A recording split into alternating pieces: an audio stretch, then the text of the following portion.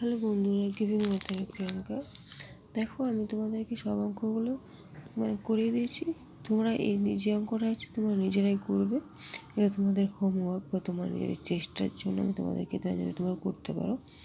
তো দেখো কী আছে, 4 অঙ্কের ক্ষুদ্রতম সংখ্যা। ক্ষুদ্রতম বলতে কী বোঝায় বলো তো? ছোট।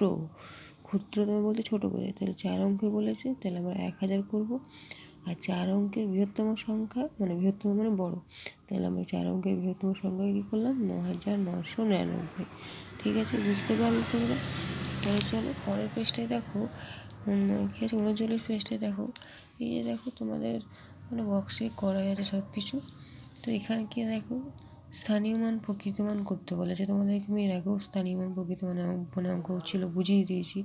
আমরা জানি যে 2-এর প্রকৃতি মান 2 হবে, আর দিয়ে স্থানীয় মান বললে 2-এর পরে যটা সংখ্যা থাকবে তটা শূন্য হবে।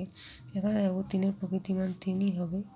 ঠিক আছে, 3-এর পরে দেখো কটা সংখ্যা আছে? 1টা 2টো, তাহলে 2টো দেখো শূন্য বসিয়েছে। এখানে দেখো কী আছে, 2-এর প্রকৃতি মান 2ই হবে। 2-এর পরে কটা ঘর আছে? দেখো 1টা ঘর আছে, তাই এখানে দেখো 1টা শূন্য করেছে। 4-এর প্রকৃতি মান 4ই হবে, আর স্থানীয় মান 4ই হবে। টোটাল যোগটাও দেখো তারা করে দিয়েছে 2324। আশা করি বুঝতে পারছো।